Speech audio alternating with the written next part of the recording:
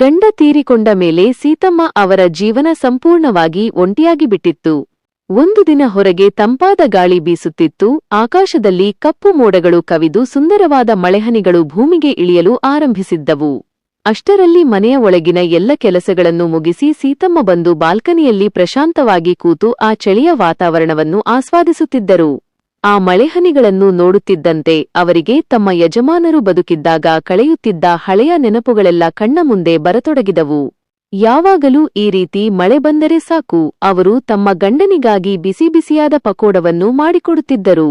ಇಬ್ಬರೂ ಒಟ್ಟಿಗೆ ಕೂತು ಆ ತಂಪಾದ ವಾತಾವರಣದಲ್ಲಿ ಹರಟೆ ಹೊಡೆಯುತ್ತಾ ಕಷ್ಟ ಸುಖಗಳನ್ನು ಮಾತನಾಡಿಕೊಳ್ಳುತ್ತಿದ್ದರೆ ಸಮಯ ಹೋಗುವುದೇ ತಿಳಿಯುತ್ತಿರಲಿಲ್ಲ. 58 ವರ್ಷದ ಸೀತಮ್ಮ ಈ ರೀತಿ ಹಳೆಯ ನೆನಪುಗಳಲ್ಲಿ ಮುಳುಗಿ ಕಣ್ಣೀರು ಹಾಕುತ್ತಿದ್ದರು.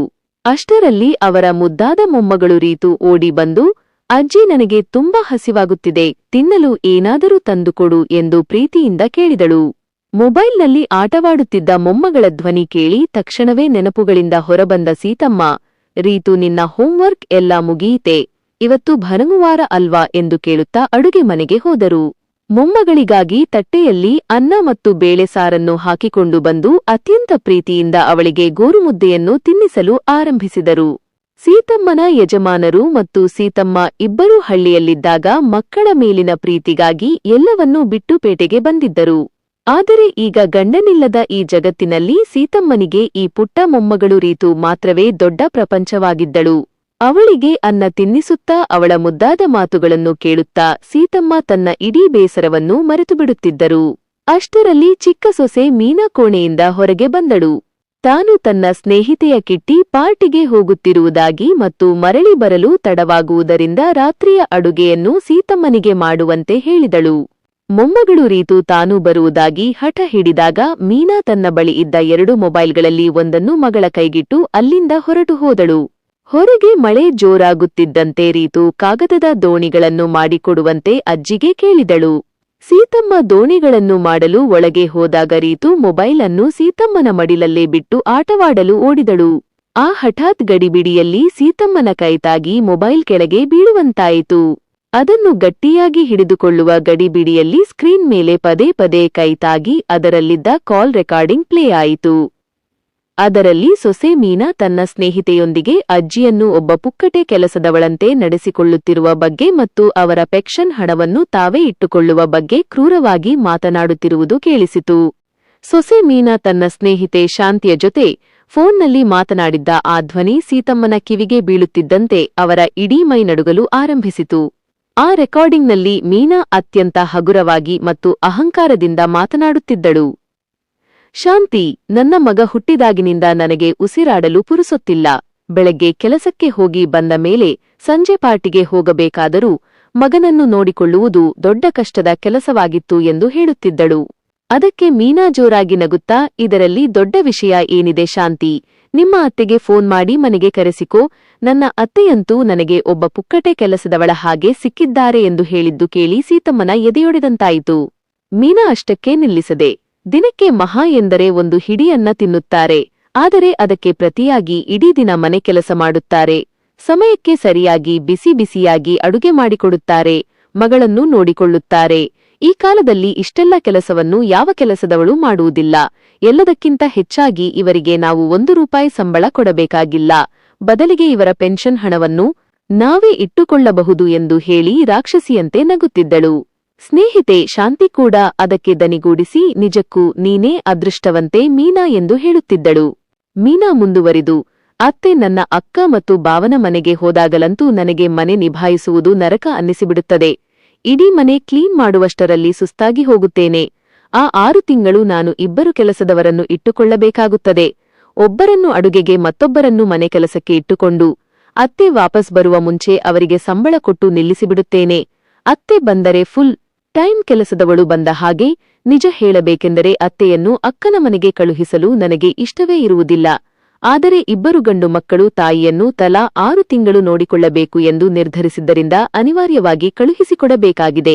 ಅಲ್ಲಿ ನನ್ನ ಅಕ್ಕನ ಮನೆಯಲ್ಲೂ ಇದೇ ಪರಿಸ್ಥಿತಿ. ಅವಳಿಗೂ ಅತ್ತೆಯನ್ನು ಇಲ್ಲಿಗೆ ಕಳುಹಿಸಲು ಮನಸ್ಸಿರುವುದಿಲ್ಲ ಎಂದು ಹೇಳಿ 2 ಗಹಗಹಿಸಿ ನಗುತ್ತಿದ್ದರು. ಆ ಫೋನ್ ಸಂಭಾಷಣೆಯ ರೆಕಾರ್ಡಿಂಗ್ ಮುಗಿದು ಫೋನ್ ನಿಶ್ಶಬ್ದವಾಯಿತು. ಹೊರಗೆ ಸುರಿಯುತ್ತಿದ್ದ ಮಳೆಯೂ ನಿಂತಿತ್ತು. ಸುತ್ತಲೂ ಒಂದು ರೀತಿಯ ಭೀಕರ ಶಾಂತತೆ ಆವರಿಸಿತ್ತು.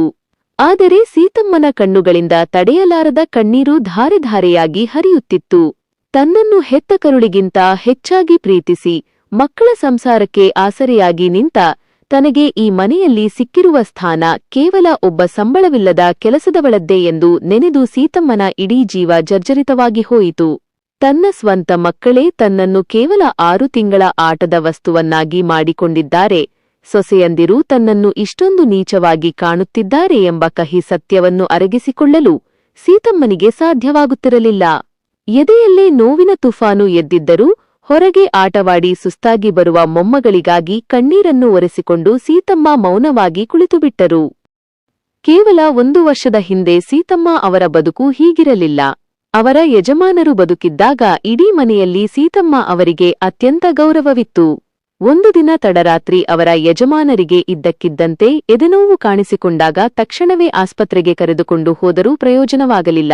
ಅವರು ಅಷ್ಟರಲ್ಲಾಗಲೇ ಈ ಲೋಕವನ್ನು ಬಿಟ್ಟು ಹೋಗಿದ್ದರು. ಸೀತಮ್ಮನ ಗಂಡ ಸರ್ಕಾರಿ ಉದ್ಯೋಗದಲ್ಲಿ ಉನ್ನತ ಅಧಿಕಾರಿಯಾಗಿ ನಿವೃತ್ತರಾಗಿದ್ದರಿಂದ ಅವರಿಗೆ ಪ್ರತಿ ತಿಂಗಳು ದೊಡ್ಡ ಮೊತ್ತದ ಪೆನ್ಷನ್ ಬರುತ್ತಿತ್ತು. ಅವರು ತೀರಿಕೊಂಡ ಮೇಲೂ ಆ ಪೆನ್ಷನ್ ಹಣ ಸೀತಮ್ಮ ಅವರ ಬ್ಯಾಂಕ್ ಖಾತೆಗೆ ನಿಯಮಿತವಾಗಿ ಜಮೆಯಾಗುತ್ತಿತ್ತು. ಸೀತಮ್ಮ ಅವರಿಗೆ 2 ಗಂಡು ಮಕ್ಕಳಿದ್ದರು. ದೊಡ್ಡ ಮಗ ಬೆಂಗಳೂರಿನಲ್ಲಿ ದೊಡ್ಡ ಕಂಪನಿಯಲ್ಲಿ ಕೆಲಸ ಮಾಡುತ್ತಿದ್ದರೆ ಚಿಕ್ಕ ಮಗ ಮೈಸೂರಿನಲ್ಲಿ ಉದ್ಯೋಗದಲ್ಲಿದ್ದನು. 2 ಸೊಸೆಯಂದಿರು ಕೂಡ ವಿದ್ಯಾವಂತರಾಗಿದ್ದು ನಗರದಲ್ಲಿ ಕೆಲಸಕ್ಕೆ ಹೋಗುತ್ತಿದ್ದರು. ಹಳ್ಳಿಯಲ್ಲಿ ಇವರಿಗೆ ಪೂರ್ವಜರಿಂದ ಬಂದ ಎಕರೆಗಟ್ಟಲೆ ಜಮೀನು ಮತ್ತು 2 ಅಂತಸ್ತಿನ ದೊಡ್ಡದಾದ ಐಷಾರಾಮಿ ಬಂಗಲೆ ಇತ್ತು.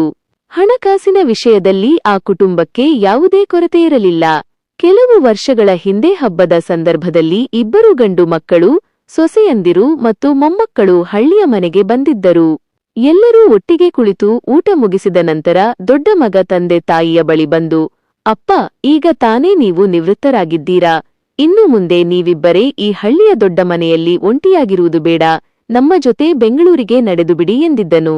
ತಕ್ಷಣವೇ ಚಿಕ್ಕ ಮಗ ಕೂಡ ಹಠ ಹಿಡಿದು, ಇಲ್ಲ ಅಮ್ಮ ಮತ್ತು ಅಪ್ಪ ನನ್ನ ಜೊತೆಯೇ ಮೈಸೂರಿಗೆ ಬರಬೇಕು ಎಂದಿದ್ದನು. ಮಕ್ಕಳ ಮನಸ್ಸಿನಲ್ಲಿ ತಮ್ಮ ಬಗ್ಗೆ ಇಷ್ಟೊಂದು ಪ್ರೀತಿ ಮತ್ತು ಕಾಳಜಿ ಇರುವುದನ್ನು ಕಂಡು ಸೀತಮ್ಮ ಮತ್ತು ಅವರ ಯಜಮಾನರ ಮನಸ್ಸು ತುಂಬಿ ಬಂದಿತ್ತು. ಆದರೆ ಸೀತಮ್ಮನ ಗಂಡ ನಗುತ್ತಾ 2 ಮಕ್ಕಳಿಗೂ ಒಂದು ಮಾತು ಹೇಳಿದ್ದರು. ನಾವಿಬ್ಬರೂ ಕೈಕಾಲು ಗಟ್ಟಿಯಾಗಿ ಚೆನ್ನಾಗಿರುವವರೆಗೂ ಇದೇ ಹಳ್ಳಿಯ ಮನೆಯಲ್ಲಿ ಇರುತ್ತೇವೆ. ಇದು ನಮಗೆ ಹತ್ತಿರವಾದ ಜಾಗ, ಇಲ್ಲಿರುವ ಪ್ರತಿಯೊಬ್ಬರೂ ನಮ್ಮವರೇ ಅನಿಸುತ್ತಾರೆ.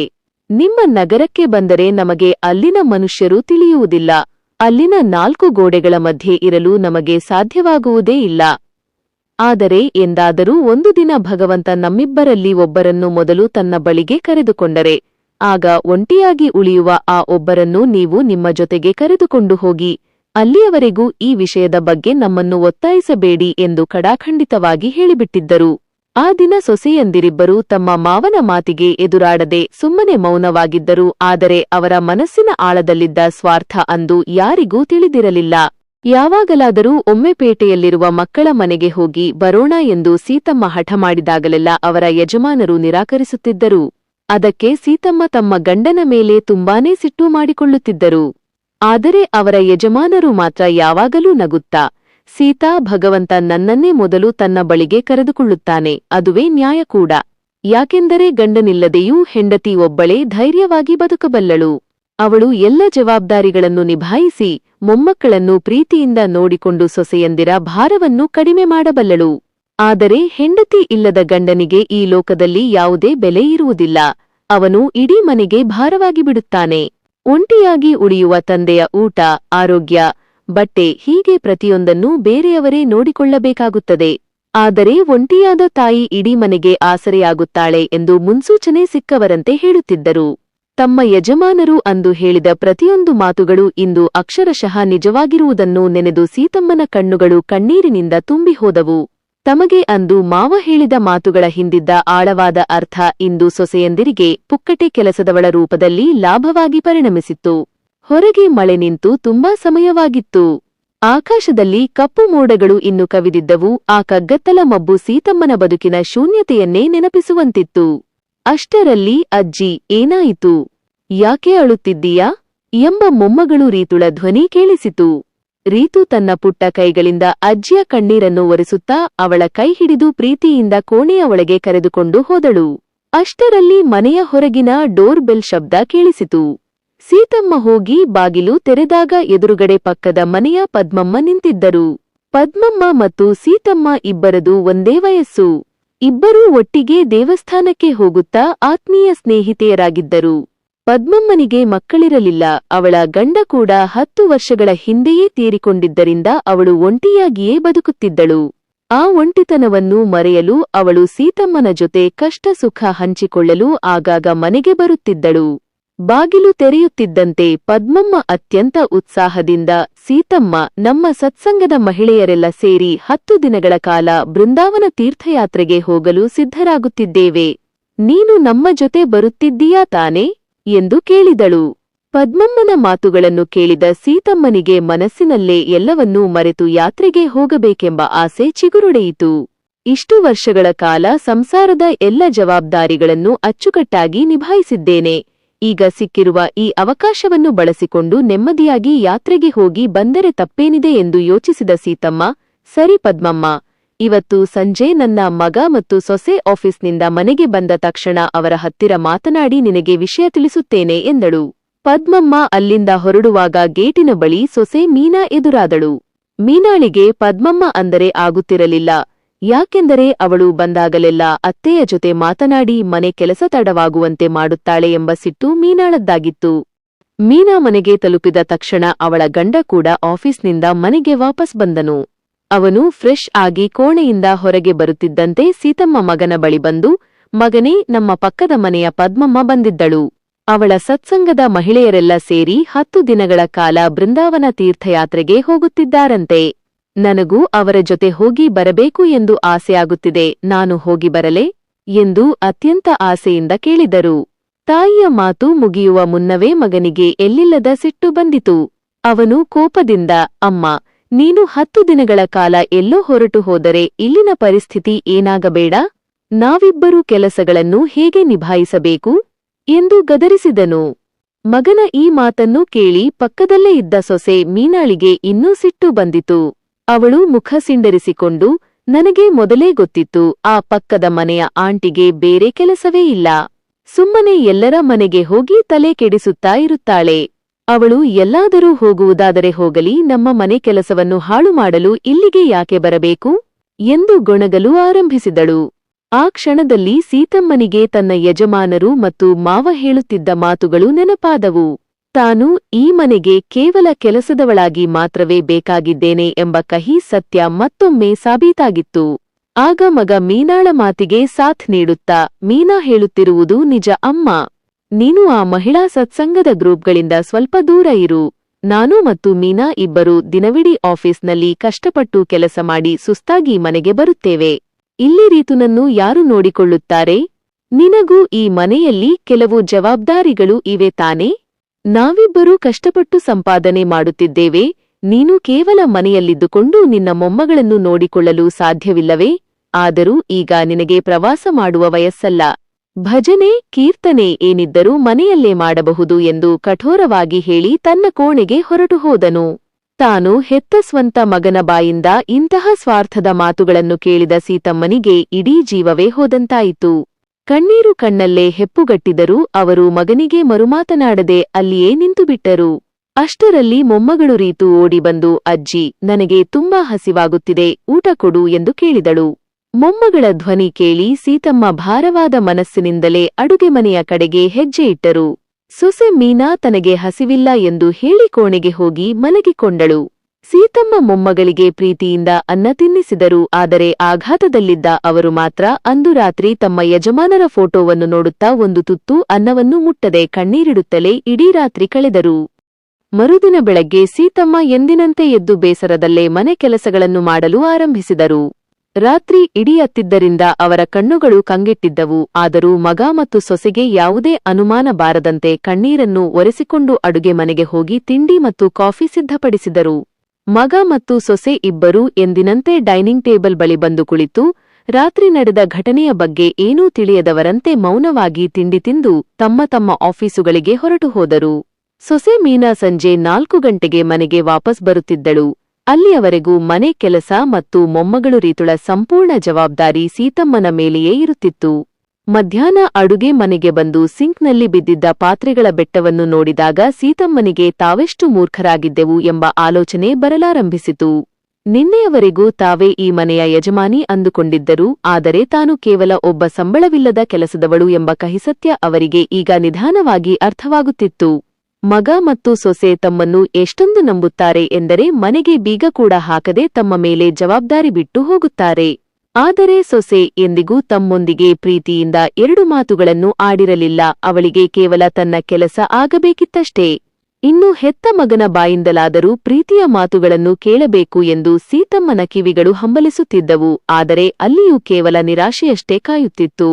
ಹೀಗೆ 5 ದಿನಗಳು ಕಳೆದು ಹೋದವು. ಸೀತಮ್ಮ ಮನಸ್ಸಿಲ್ಲದ ಮನಸ್ಸಿನಿಂದಲೇ ಕೇವಲ ಒಂದು ಯಂತ್ರದಂತೆ ಮನೆ ಕೆಲಸಗಳನ್ನು ಮಾಡುತ್ತಿದ್ದರು. ಪದ್ಮಮ್ಮನಿಗೆ ಯಾತ್ರೆಗೆ ಬರುವುದಿಲ್ಲ ಎಂದು ಹೇಳಲು ಸೀತಮ್ಮನಿಗೆ ಮುಖವಿರಲಿಲ್ಲ.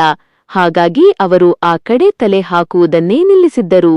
ಒಂದು ದಿನ ಮಗ ಮತ್ತು ಸೊಸೆ ಇಬ್ಬರೂ ಆಫೀಸ್ಗೆ ಹೋಗಿದ್ದಾಗ ಪಕ್ಕದ ಮನೆಯ ಪದ್ಮಮ್ಮ ಮತ್ತು ಸತ್ಸಂಗದ ಮತ್ತೊಬ್ಬ ಮುಲ್ಹರ್ ಮಹಿಳೆ ಸೀತಮ್ಮನ ಯೋಗಕ್ಷೇಮವನ್ನು ವಿಚಾರಿಸಲು ಮನೆಗೆ ಬಂದರು.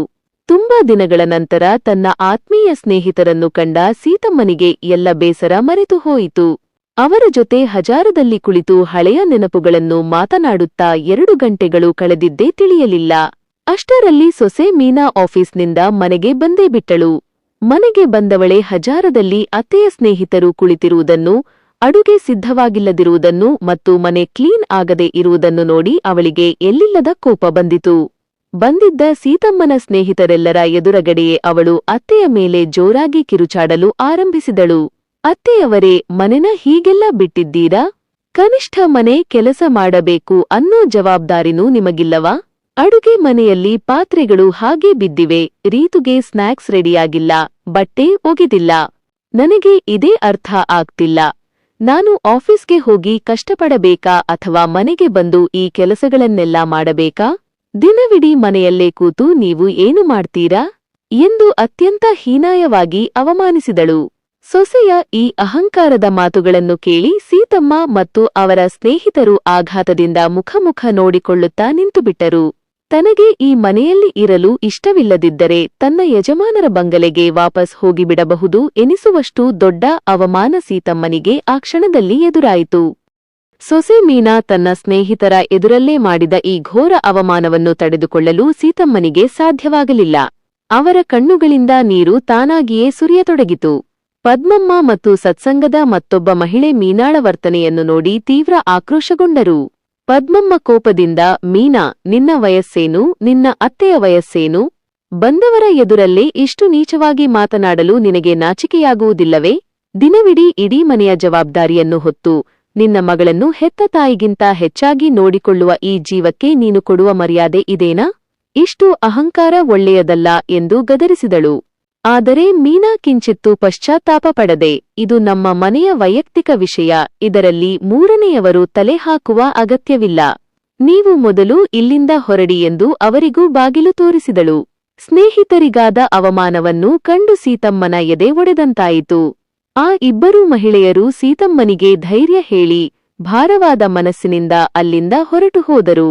ಅವರು ಹೋಗುತ್ತಿದ್ದಂತೆ ಮೀನಾ ಸೀತಮ್ಮನ ಕಡೆ ತಿರುಗಿ, ನೋಡಿ ಅತ್ತೆಯವರೇ, ಇನ್ನು ಮುಂದೆ ಆಫೀಸ್ನಿಂದ ನಾನು ಬರುವ ಹೊತ್ತಿಗೆ ಮನೆ ಕೆಲಸಗಳೆಲ್ಲ ಮುಗಿದಿರಬೇಕು. ಈ ರೀತಿ ಹೊರಗಿನವರನ್ನು ಮನೆಗೆ ಕರೆಸಿಕೊಂಡು ಹರಟೆ ಹೊಡೆಯುವುದಾದರೆ ನನ್ನ ಮಗಳನ್ನು ನೋಡಿಕೊಳ್ಳಲು ನಾನು ಬೇರೆ ದಾರಿ ಹುಡುಕಬೇಕಾಗುತ್ತದೆ ಎಂದು ಕಠೋರವಾಗಿ ಹೇಳಿ ತನ್ನ ಕೋಣೆಗೆ ಹೋಗಿ ಬಾಗಿಲು ಹಾಕಿಕೊಂಡಳು. ಸೀತಮ್ಮ ಅಡುಗೆ ಮನೆಯ ಒಂದು ಮೂಲೆಯಲ್ಲಿ ಕುಳಿತು ಬಿಕ್ಕಿ ಬಿಕ್ಕಿ ಅಳಲಾರಂಭಿಸಿದರು. ಅಷ್ಟರಲ್ಲಿ ಅವರ ಯಜಮಾನರ ಮಾತುಗಳು ಮತ್ತೆ ನೆನಪಿಗೆ ಬಂದವು.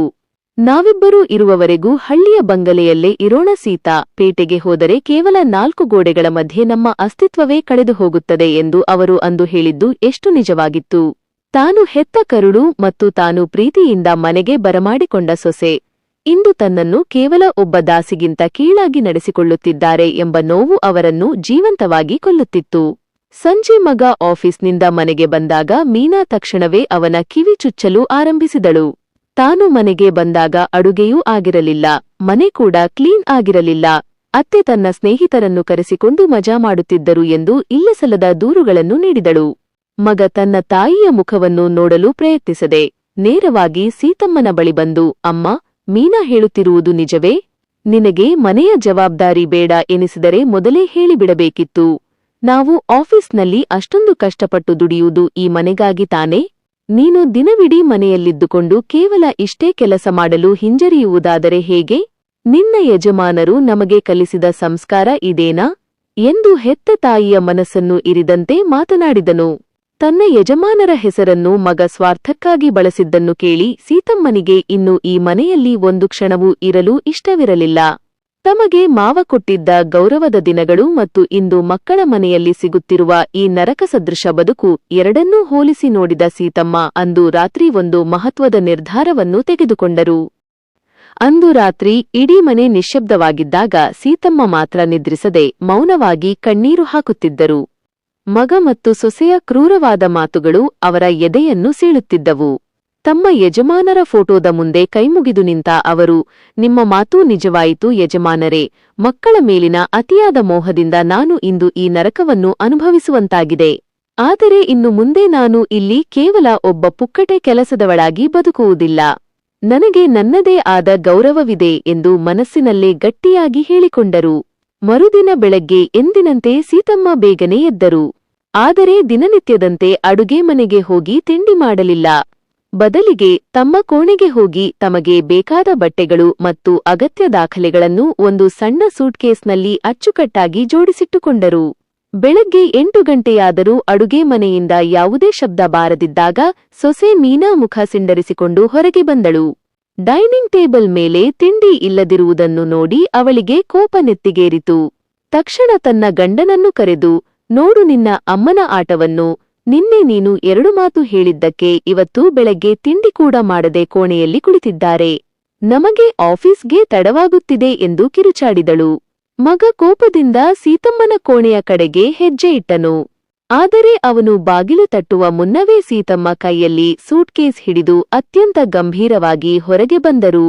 ತಾಯಿಯ ಕೈಯಲ್ಲಿದ್ದ ಸೂಟ್ಕೇಸ್ ನೋಡಿ ಮಗ ಮತ್ತು ಸೊಸೆ ಇಬ್ಬರೂ ಒಂದು ಕ್ಷಣ ಆಶ್ಚರ್ಯಚಕಿತರಾದರು. ಮಗ ಆಶ್ಚರ್ಯದಿಂದ, ಅಮ್ಮ, ಇದೇನು? ಕೈಯಲ್ಲಿ ಸೂಟ್ಕೇಸ್ ಹಿಡಿದು ಎಲ್ಲಿಗೆ ಹೊರಟಿದ್ದೀಯಾ? ನಿನ್ನೆ ನಾನು ಹೇಳಿದ ಒಂದು ಸಣ್ಣ ಮಾತಿಗೆ ಇಷ್ಟೊಂದು ಹಠ ಮಾಡಬೇಕಾ ಎಂದು ಕೇಳಿದನು. ಆಗ ಸೀತಮ್ಮ ಅವನ ಕಣ್ಣುಗಳನ್ನು ನೇರವಾಗಿ ನೋಡಿ, ಇದು ಹಠ ಅಲ್ಲ ಮಗನೇ, ನನ್ನ ಸ್ವಾವಲಂಬನೆಯ ನಿರ್ಧಾರ. ಇಷ್ಟು ದಿನ ನಾನು ಈ ಮನೆಯನ್ನು ನನ್ನದು ಅಂದುಕೊಂಡಿದ್ದೆ. ಆದರೆ ನಿಮ್ಮಿಬ್ಬರ ದೃಷ್ಟಿಯಲ್ಲಿ ನಾನು ಕೇವಲ ಒಬ್ಬ ಸಂಬಳವಿಲ್ಲದ ಕೆಲಸದವಳು ಮಾತ್ರ. ನನ್ನ ಯಜಮಾನರು ಬದುಕಿದ್ದಾಗ ನನಗೆ ಮಹಾರಾಣಿಯಂತೆ ಗೌರವ ಕೊಟ್ಟಿದ್ದರು. ಅವರು ಹೋದ ಮೇಲೂ ಅವರ ಪೆನ್ಷನ್ ಹಣ ನನ್ನ ಖಾತೆಗೆ ಬರುತ್ತಿದೆ. ನಿಮ್ಮ ದಯೆಯಿಂದ ನಾನು ಬದುಕಬೇಕಾಗಿಲ್ಲ. ಇನ್ನು ಮುಂದೆ ನಿಮ್ಮ ಇಬ್ಬರು ಮಕ್ಕಳ 6 ತಿಂಗಳ ಆಟದ ಗೊಂಬೆಯಾಗಿ ನಾನು ಬದುಕುವುದಿಲ್ಲ ಎಂದು ಕಡಾಖಂಡಿತವಾಗಿ ಹೇಳಿದರು. ಸೀತಮ್ಮನ ಈ ಮಾತನ್ನು ಕೇಳಿ ಸೊಸೆ ಮೀನಾಳಿಗೆ ಒಳಗೊಳಗೆ ಭಯ ಶುರುವಾಯಿತು. ಅತ್ತೆ ಈಗ ಎಲ್ಲವನ್ನೂ ಬಿಟ್ಟು ಹೋದರೆ ಇಡೀ ಮನೆಯ ಕೆಲಸ ಮತ್ತು ಮಗಳನ್ನು ನೋಡಿಕೊಳ್ಳುವ ಜವಾಬ್ದಾರಿ ತನ್ನ ತಲೆಯ ಮೇಲೆ ಬೀಳುತ್ತದೆ. ಕೆಲಸದವರನ್ನು ಇಟ್ಟುಕೊಳ್ಳಲು ಸಾವಿರಾರು ರೂಪಾಯಿ ಖರ್ಚು ಮಾಡಬೇಕಾಗುತ್ತದೆ ಎಂದು ಅವಳು ಮನಸ್ಸಿನಲ್ಲೇ ಲೆಕ್ಕಾಚಾರ ಹಾಕತೊಡಗಿದಳು. ಅವಳು ತಕ್ಷಣ ನಾಟಕೀಯವಾಗಿ ಮುಖ ಬದಲಾಯಿಸಿ, ಅಯ್ಯೋ ಅತ್ತೆಯವರೇ, ನಿನ್ನೆ ಆಫೀಸ್ ಕೆಲಸದ ಟೆನ್ಷನ್ನಲ್ಲಿ ನಾನು ಹಾಗೆ ಮಾತನಾಡಿದೆ ಅಷ್ಟೇ. ಅದಕ್ಕೆಲ್ಲ ಇಷ್ಟೊಂದು ದೊಡ್ಡ ನಿರ್ಧಾರ ತಗೋಬೇಕಾ? ನಿಮ್ಮ ಮೊಮ್ಮಗಳು ರೀತು ನಿಮ್ಮಿಲ್ಲದೆ ಹೇಗೆ ಇರುತ್ತಾಳೆ? ಸೂಟ್ಕೇಸ್ ಒಳಗೆ ಇಡಿ ಎಂದು ನಕಲಿ ಪ್ರೀತಿ ತೋರಿಸಲು ಬಂದಳು. ಆದರೆ ಸೀತಮ್ಮ ಅವಳ ನಾಟಕಕ್ಕೆ ಮರುಳಾಗಲಿಲ್ಲ. ಅವರು ಮೀನಾಳ ಕಣ್ಣುಗಳನ್ನು ನೇರವಾಗಿ ನೋಡಿ, ಮೀನಾ, ನಿನ್ನ ಕಾಲ್ ರೆಕಾರ್ಡಿಂಗ್ನಲ್ಲಿ ನೀನು ನಿನ್ನ ಸ್ನೇಹಿತೆಯ ಹತ್ತಿರ ನನ್ನ ಬಗ್ಗೆ ಆಡಿದ ಪ್ರತಿಯೊಂದು ಕ್ರೂರವಾದ ಮಾತನ್ನು ನಾನು ಸ್ವತಃ ಕೇಳಿಸಿಕೊಂಡಿದ್ದೇನೆ.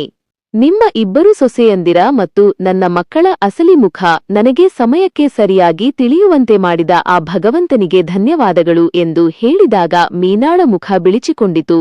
ಅವಳ ಬಾಯಿ ಸಂಪೂರ್ಣವಾಗಿ ಮುಚ್ಚಿಹೋಯಿತು. ಮೀನಾಳ ಕಾಲ್ ರೆಕಾರ್ಡಿಂಗ್ ವಿಷಯ ಕೇಳುತ್ತಿದ್ದಂತೆ ಮಗನಿಗೆ ಆಕಾಶವೇ ತಲೆಯ ಮೇಲೆ ಬಿದ್ದಂತಾಯಿತು. ಅವನು ಆಘಾತದಿಂದ ತನ್ನ ಹೆಂಡತಿ ಮೀನಾಳ ಮುಖ ನೋಡಿದನು. ಮೀನಾ ತಲೆ ತಗ್ಗಿಸಿ ಅಪರಾಧಿಯಂತೆ ನಿಂತಿದ್ದನ್ನು ಕಂಡು ಅವಳು ಆಡಿದ್ದ ಮಾತುಗಳೆಲ್ಲವೂ ಸತ್ಯ ಎಂದು ಮಗನಿಗೆ ಅರ್ಥವಾಯಿತು. ಅವನು ತಕ್ಷಣ ತಾಯಿಯ ಕೈ ಹಿಡಿದುಕೊಂಡು, ಅಮ್ಮ, ನನ್ನನ್ನು ಕ್ಷಮಿಸಿಬಿಡು. ಮೀನಾ ಇಷ್ಟೊಂದು ನೀಚವಾಗಿ ಯೋಚಿಸುತ್ತಾಳೆ ಎಂದು ನನಗೆ ತಿಳಿದಿರಲಿಲ್ಲ. ಅವಳ ಮಾತು ಕೇಳಿ ನಾನು ನಿನಗೆ ತುಂಬಾ ನೋವು ಕೊಟ್ಟೆ. ದಯವಿಟ್ಟು ನಮ್ಮನ್ನು ಬಿಟ್ಟು ಹೋಗಬೇಡ ಅಮ್ಮ. ನೀನು ಹೋದರೆ ಈ ಮನೆ ಹಾಳಾಗಿ ಹೋಗುತ್ತದೆ ಎಂದು ಕಣ್ಣೀರಿಡುತ್ತಾ ಬೇಡಿಕೊಂಡನು. ಆದರೆ ಸೀತಮ್ಮ ತನ್ನ ಮಗನ ಕೈಯನ್ನು ನಿಧಾನವಾಗಿ ಬಿಡಿಸಿಕೊಂಡು ಗಂಭೀರ ಧ್ವನಿಯಲ್ಲಿ ಹೇಳಿದರು, ಮಗನೇ, ಮೀನಾ ಮಾತ್ರವಲ್ಲ, ನೀನು ಕೂಡ ನನ್ನನ್ನು ಕೇವಲ ಒಬ್ಬ ಕೆಲಸದವಳಂತೆ ನೋಡಿದೆ. ನಿನ್ನೆ ಸಂಜೆ ನೀನು ನನ್ನೊಂದಿಗೆ ಮಾತನಾಡಿದ ರೀತಿ ನೆನಪಿದೆಯೇ? ಹೆತ್ತ ತಾಯಿಯ ಆಸೆಗಿಂತ ನಿಮಗೆ ನಿಮ್ಮ ಸ್ವಾರ್ಥವೇ ಮುಖ್ಯವಾಯಿತು. ನಿನ್ನ ಯಜಮಾನರು ನಮಗೆ ಕಲಿಸಿದ ಸಂಸ್ಕಾರ ಇದೇನಾ ಎಂದು ನನ್ನನ್ನೇ ಪ್ರಶ್ನಿಸಿದೆ. ಹೌದು, ನಿಮ್ಮ ತಂದೆ ನನಗೆ ಸ್ವಾವಲಂಬನೆಯಿಂದ ಬದುಕುವ ಸಂಸ್ಕಾರ ಕಲಿಸಿದ್ದಾರೆ. ಯಾರ ಮುಂದೆಯೂ ಕೈಚಾಚದೆ ಗೌರವದಿಂದ ಬದುಕುವ ಶಕ್ತಿ ನನಗೆ ಕೊಟ್ಟಿದ್ದಾರೆ. ಅದಕ್ಕಾಗಿಯೇ ನಾನು ಈ ನಿರ್ಧಾರ ಕೈಗೊಂಡಿದ್ದೇನೆ. ಸೀತಮ್ಮ ಇಷ್ಟೂ ಮಾತನಾಡುತ್ತಿದ್ದಾಗ ಕೋಣೆಯಿಂದ ಎದ್ದು ಬಂದ ಪುಟ್ಟ ಮೊಮ್ಮಗಳು ರೀತು ಅಜ್ಜಿಯ ಸೀರೆಯ ಸೆರಗನ್ನು ಹಿಡಿದು, ಅಜ್ಜಿ, ನೀನು ಎಲ್ಲೋ ಹೋಗ್ತಿದ್ದೀಯಾ? ನನ್ನನ್ನು ಬಿಟ್ಟು ಹೋಗಬೇಡ ಅಜ್ಜಿ, ನನಗೆ ನಿನ್ನ ಜೊತೆಯೇ ಇರಬೇಕು ಎಂದು ಅಳಲು ಆರಂಭಿಸಿದಳು. ಮೊಮ್ಮಗಳ ಕಣ್ಣೀರನ್ನು ಕಂಡಾಗ ಸೀತಮ್ಮನ ಕರುಳು ಒಮ್ಮೆ ಚುರುಕೆಂದಿತು. ಅವರು ರೀತುಳನ್ನು ಹತ್ತಿರ ಕರೆದು ಅವಳ ಕೆನ್ನೆಯ ಕಣ್ಣೀರನ್ನು ಒರೆಸಿ ಮುದ್ದಾಡಿದರು. ರೀತು ಕಂದ, ನೀನು ನನ್ನ ಪ್ರೀತಿಯ ಮೊಮ್ಮಗಳು. ನಿನ್ನನ್ನು ನೋಡಿಕೊಳ್ಳಲು ನಿಮ್ಮ ಅಮ್ಮ ಬೇರೆ ಕೆಲಸದವರನ್ನು ಇಟ್ಟುಕೊಳ್ಳುತ್ತಾಳೆ.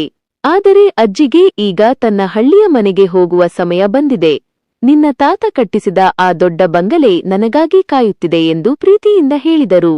ಮಗ ಮತ್ತು ಸೊಸೆ ಇಬ್ಬರೂ ಸೀತಮ್ಮನ ಕಾಲಿಗೆ ಬಿದ್ದು ಕ್ಷಮೆ ಕೇಳಲು ಮುಂದಾದರು. ಆದರೆ ಸೀತಮ್ಮನ ಮನಸ್ಸು ಈಗ ಕಲ್ಲಿನಂತಾಗಿತ್ತು.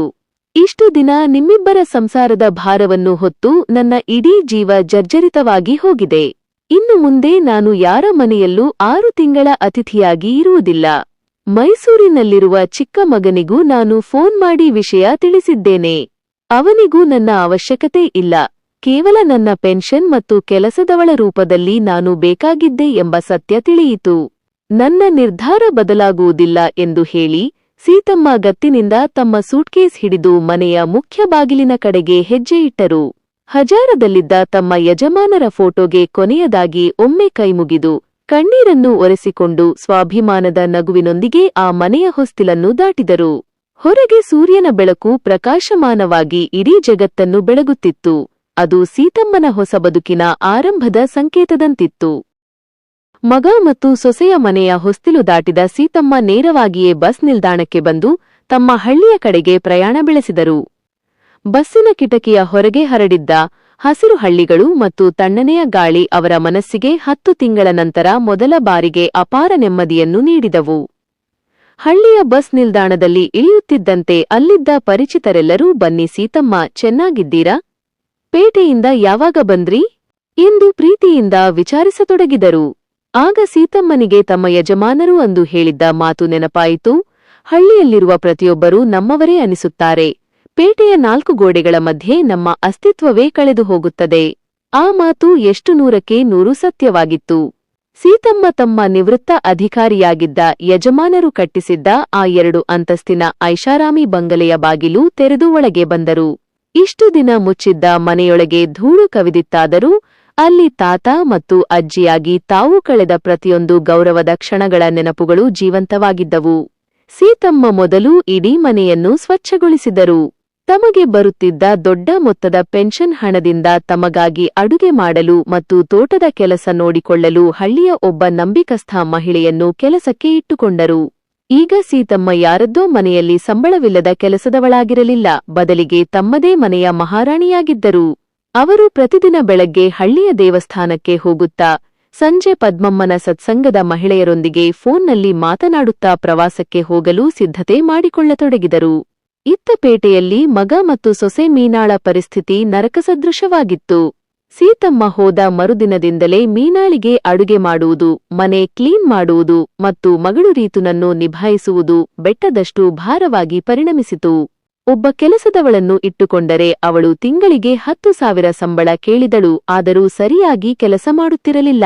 ಶಿಗನಕ್ಕೆ ಸರಿಯಾಗಿ ಬಿಸಿ ಅಡುಗೆ ಸಿಗದೆ ರೀತು ಅಜ್ಜಿಯನ್ನು ನೆನೆದು ದಿನವಿಡೀ ಅಳುತ್ತಿರುವುದನ್ನು ಕಂಡು ಮಗ ಮತ್ತು ಸೊಸೆಗೆ ಸೀತಮ್ಮನ ಬೆಲೆ ಏನೆಂಬುದು ತಡವಾಗಿ ಅರ್ಥವಾಯಿತು. ಸೊಸೆ ಮೀನಾ ತಾನು ಮಾಡಿದ ಅಹಂಕಾರದ ತಪ್ಪಿಗೆ ಮತ್ತು ಆ ಕಾಲ್ ರೆಕಾರ್ಡಿಂಗ್ನಿಂದಾಗಿ ಇಡೀ ಕುಟುಂಬದ ನೆಮ್ಮದಿ ಕಳೆದು ಹೋಯಿತಲ್ಲ ಎಂದು ದಿನವಿಡೀ ಪಶ್ಚಾತ್ತಾಪದಿಂದ ಕಣ್ಣೀರು ಹಾಕುತ್ತಿದ್ದಳು. ಕೆಲವು ತಿಂಗಳುಗಳ ನಂತರ ಇಬ್ಬರು ಗಂಡು ಮಕ್ಕಳು ಮತ್ತು ಸೊಸೆಯಂದಿರು ತಮ್ಮ ತಪ್ಪುಗಳನ್ನು ಅರಿತು ಸೀತಮ್ಮನನ್ನ ವಾಪಸ್ ಕರೆಯಲು ಹಳ್ಳಿಯ ಬಂಗಲೆಗೆ ಬಂದರು. ಆದರೆ ಸೀತಮ್ಮ ಅವರನ್ನು ಮನೆಯ ಹಜಾರದಲ್ಲೇ ನಿಲ್ಲಿಸಿ ಗಂಭೀರವಾಗಿ ನುಡಿದರು, ಮಕ್ಕಳೇ, ತಾಯಿಯ ಪ್ರೀತಿಯನ್ನು ಪುಕ್ಕಟೆ ಕೆಲಸ ಎಂದುಕೊಂಡ ನಿಮಗೆ ಭಗವಂತ ಈಗಲಾದರೂ ಬುದ್ಧಿ ಕಲಿಸಿದ್ದಾನಲ್ಲ, ಅಷ್ಟೇ ಸಾಕು. ಆದರೆ ಇನ್ನು ಮುಂದೆ ನಾನು ಯಾವ ಮಗನ ಮನೆಗೂ 6 ತಿಂಗಳ ಆಟದ ವಸ್ತುವಾಗಿ ಬರುವುದಿಲ್ಲ. ಇದು ನಿಮ್ಮ ತಾತ ಗೌರವದಿಂದ ಕಟ್ಟಿಸಿದ ಮನೆ. ಇಲ್ಲಿ ನಾನು ಸ್ವಾವಲಂಬಿಯಾಗಿ ನೆಮ್ಮದಿಯಾಗಿ ಬದುಕುತ್ತಿದ್ದೇನೆ. ನೀವು ಹಬ್ಬ ಹರಿದಿನಗಳಿಗೆ ಅತಿಥಿಗಳಾಗಿ ಇಲ್ಲಿಗೆ ಬಂದು ನನ್ನ ಕೈರುಚಿಯ ಅಡುಗೆ ತಿಂದು ಹೋಗಬಹುದು, ಆದರೆ ನನ್ನನ್ನು ಮತ್ತೆ ದಾಸಿಯನ್ನಾಗಿ ಮಾಡಲು ಮಾತ್ರ ಸಾಧ್ಯವಿಲ್ಲ. ತಾಯಿಯ ಈ ಸ್ವಾಭಿಮಾನದ ಜವಾಬನ್ನು ಕೇಳಿದ ಮಕ್ಕಳು ಮತ್ತು ಸೊಸೆಯಂದಿರು ತಲೆ ತಗ್ಗಿಸಿ ನಿಂತರು. ಸೀತಮ್ಮ ತಮ್ಮ ಯಜಮಾನರ ಫೋಟೋದ ಕಡೆಗೆ ನೋಡಿ ಮುಗುಳ್ನಕ್ಕರು. ಅವರ ಕಣ್ಣುಗಳಲ್ಲಿ ಈಗ ಕಣ್ಣೀರಿರಲಿಲ್ಲ, ಬದಲಿಗೆ ಕಳೆದು ಹೋಗಿದ್ದ ಗೌರವ ಮರಳಿ ಸಿಕ್ಕಿದ ವಿಜಯದ ನಗುವಿತ್ತು. ನೆಲೆಯಲ್ಲಿ ಹಿತವಾದ ಭಾವುಕ ಸಂಗೀತ ಇರಲಿ. ಸ್ನೇಹಿತರೆ, ಇಂದಿನ ಸೀತಮ್ಮನ ಕಥೆ ನಿಮ್ಮೆಲ್ಲರ ಮನಮುಟ್ಟಿದೆ ಎಂದು ನಂಬುತ್ತೇನೆ. ಇವತ್ತಿನ ಆಧುನಿಕ ಸಮಾಜದಲ್ಲಿ ಎಷ್ಟೋ ಮನೆಗಳಲ್ಲಿ ಇದೇ ಪರಿಸ್ಥಿತಿ ಮರುಕಳಿಸುತ್ತಿದೆ. ಮದುವೆಯಾಗಿ ಬಂದ ಹೊಸದರಲ್ಲಿ ಸೊಸೆಯಂದಿರು ಅತ್ತೆ ಮಾವಂದಿರನ್ನು ತಮ್ಮ ಸ್ವಂತ ತಂದೆ ತಾಯಿಯಂತೆ ನೋಡಿಕೊಳ್ಳುವ ಭರವಸೆ ನೀಡುತ್ತಾರೆ. ಆದರೆ ದಿನಗಳು ಕಳೆದಂತೆ ಅದೇ ಅತ್ತೆ ಮಾವಂದಿರು ಮನೆ ಕೆಲಸಕ್ಕೆ, ಮಕ್ಕಳನ್ನು ನೋಡಿಕೊಳ್ಳಲು ಇರುವ ಸಂಬಳವಿಲ್ಲದ ಆಳುಗಳಂತೆ ಕಾಣತೊಡಗುತ್ತಾರೆ. ಇಂದಿನ ಕೆಲವು ಸೊಸೆಯಂದಿರ ಇಂತಹ ಕ್ರೂರ ನಡೆ ಹಾಗೂ ಅಹಂಕಾರದ ವರ್ತನೆ ನಿಜಕ್ಕೂ ಖಂಡನೀಯ. ತಮಗೆ ವಯಸ್ಸಾದಾಗ ತಮಗೂ ಇದೇ ಪರಿಸ್ಥಿತಿ ಎದುರಾಗಬಹುದು ಎಂಬ ಕನಿಷ್ಠ ಜ್ಞಾನವೂ ಇಲ್ಲದೆ ಹಿರಿಯರನ್ನು ಕೀಳಾಗಿ ನಡೆಸಿಕೊಳ್ಳುತ್ತಿದ್ದಾರೆ. ಹೆತ್ತ ಮಗ ಕೂಡ ಹೆಂಡತಿಯ ಮಾತಿಗೆ ಸಾಥ್ ನೀಡಿ ಹೆತ್ತ ತಾಯಿಯನ್ನೇ ನಿರಾಶ್ರಯನ್ನಾಗಿ ಮಾಡುವುದು ಈ ಕಾಲದ ದೊಡ್ಡ ದುರಂತ. ಇಂತಹವರಿಗೆ ನಾವು ಪಾಠ ಕಲಿಸುವುದು ಹೇಗೆ? ಕೇವಲ ಕಣ್ಣೀರು ಹಾಕುತ್ತಾ ಅವರ ದೌರ್ಜನ್ಯವನ್ನು ಸಹಿಸಿಕೊಳ್ಳುತ್ತಾ ಕೂತರೆ ಅವರ ಅಹಂಕಾರ ಮತ್ತಷ್ಟು ಹೆಚ್ಚಾಗುತ್ತದೆಯೇ ಹೊರತು ಬದಲಾಗುವುದಿಲ್ಲ. ಸೀತಮ್ಮನಂತೆ ಪ್ರತಿಯೊಬ್ಬ ಹಿರಿಯರು ತಮ್ಮ ಸ್ವಾಭಿಮಾನವನ್ನು ಜಾಗೃತಗೊಳಿಸಿಕೊಳ್ಳಬೇಕು. ಮಕ್ಕಳಿಗೆ ನಮ್ಮ ಅವಶ್ಯಕತೆ ಎಷ್ಟು ಅನ್ನೋದು ನಾವು ಅವರ ಪಕ್ಕದಲ್ಲಿ ಇದ್ದಾಗ ಅರ್ಥವಾಗುವುದಿಲ್ಲ. ನಾವು ಅವರಿಂದ ದೂರ ಸರಿದಾಗ ಮಾತ್ರ ನಮ್ಮ ಬೆಲೆ ಏನೆಂಬುದು ಅರಿವಾಗುತ್ತದೆ. ಹಿರಿಯರು ತಮ್ಮ ಇಳಿವಯಸ್ಸಿನಲ್ಲೂ ಯಾರ ಮುಂದೆಯೂ ಕೈಚಾಚದೆ ತಮ್ಮ ಕಾಲ ಮೇಲೆ ತಾವು ನಿಂತು ಸ್ವಾಭಿಮಾನದ ಬದುಕು ನಡೆಸಿದಾಗ ಮಾತ್ರ ಇಂದಿನ ತಲೆಮಾರಿನ ಸೊಸೆಯಂದಿರಿಗೆ ಮತ್ತು ಮಕ್ಕಳಿಗೆ ಹಿರಿಯರ ಶಕ್ತಿ ಹಾಗೂ ಅವರ ಸ್ಥಾನ ಏನೆಂಬುದು ಅಕ್ಷರಶಃ ಅರ್ಥವಾಗುತ್ತದೆ. ಹಿರಿಯರನ್ನು ಗೌರವಿಸದ ಮನೆಯಲ್ಲಿ ಎಂದಿಗೂ ನೆಮ್ಮದಿ ಇರಲು ಸಾಧ್ಯವಿಲ್ಲ. ನಿಮಗೂ ಈ ಕಥೆ ಇಷ್ಟವಾಗಿದ್ದರೆ, ಇಂದಿನ ಸಮಾಜಕ್ಕೆ ಈ ಸಂದೇಶ ತಲುಪಬೇಕಾಗಿದ್ದರೆ ದಯವಿಟ್ಟು ಈ ವಿಡಿಯೋವನ್ನು ಲೈಕ್ ಮಾಡಿ ಮತ್ತು ನಿಮ್ಮ ಪರಿಚಿತರೊಂದಿಗೆ ಶೇರ್ ಮಾಡಿ. ಇದೇ ರೀತಿಯ ಮತ್ತಷ್ಟು ಅದ್ಭುತವಾದ ಭಾವುಕ ಹಾಗೂ ಸಮಾಜಕ್ಕೆ ಕಣ್ಣು ತೆರೆಸುವ ಕಥೆಗಳಿಗಾಗಿ ಈಗಲೇ ನಮ್ಮ ಫಾರ್ಮಸಿಸ್ಟ್ ಮಾಮ್ ಸ್ಟೋರೀಸ್ ಚಾನೆಲ್ಗೆ ಸಬ್ಸ್ಕ್ರೈಬ್ ಮಾಡಿ. ನಿಮ್ಮ ಅನಿಸಿಕೆಯನ್ನು ತಪ್ಪದೇ ಕಾಮೆಂಟ್ ಮಾಡಿ ತಿಳಿಸಿ. ಮುಂದಿನ ಕಥೆಯೊಂದಿಗೆ ಮತ್ತೆ ಸಿಗೋಣ. ಧನ್ಯವಾದಗಳು. ನಮಸ್ಕಾರ.